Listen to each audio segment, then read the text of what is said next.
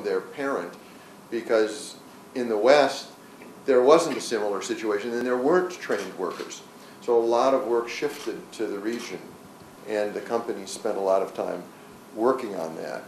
And I think they had also exhausted in their minds the things that could be taught through the schemes. I think if we continue to work on expanding and being more targeted in some of those schemes, we'll see continuing participation, but of course never at the same level that we saw it when we were basically using it as a holding ground for people that we're trying to hold on to. So to speak, even 2 years back. So we are working on very tight shift, and now we are even experiencing tighter labor supply. So I think maybe moving forward, the productivity or training scheme could be a little bit more liberal by including more on-the-job training. Because if you have it on-the-job training, you don't have to send them out of the office, out of the factory environment, and they can be productive and yet learning at the same time. So I hope this is something that I think a lot of SME is facing this. We are facing a shortage of manpower and many other issues when it comes about it. Tied to that point that you're making, if I could get some insights from you, are you, because yours is a very frontline retail focus, are you also doing things at the company level to become more productive? And therefore your workers do require training, so the on-the-job becomes relevant. Is that happening at the company level? And what help do you need on that front to actually also drive that?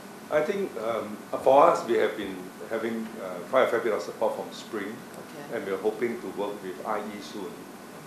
But I think we have been doing all those training.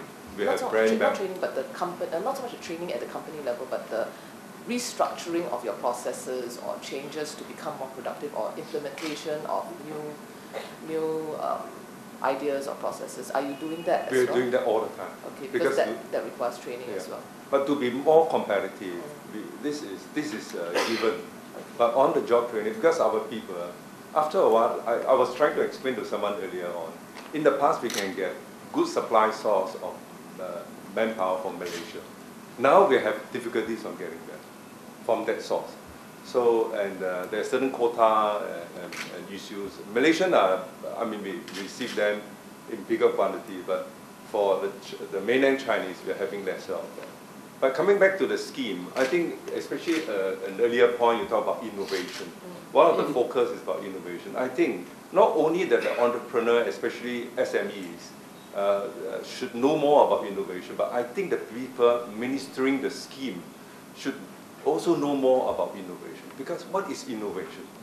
To me, every day, we come out with 800 designs a day, a year. That is a lot of innovation, but to them, they define it, quite different. So also defining it. And don't be, be more industry specific rather than broad stroke. Because broad stroke is difficult for the SME like ourselves to tap on certain systems. One of the feedback that we've given this feedback to MTI as well, and I understand at a sectoral level that they're now going down industry to become more specific, both at the company as well as how to help the worker be more effective. So those are some of the schemes and some of the work that's being done. So I would say that should be coming, but I would encourage industry players like yourself to be actively involved, because you're right. Innovation, at least innovation at the business level, requires not just understanding of innovation, but really understanding of the business. So the policy implementers, as much as they may want to be able to be effective, will need the industry partnership to be able to do that. It has helped a lot of SMEs, and they were able to maintain the labor force intact. And it has helped because it's an outright cash grant. And if they have given in any other form saying that even if they have cut down the CPF, it would not have been received that well by SMEs especially. Similarly, when you talk about the productivity and the innovation allowances and all that, instead of giving that additional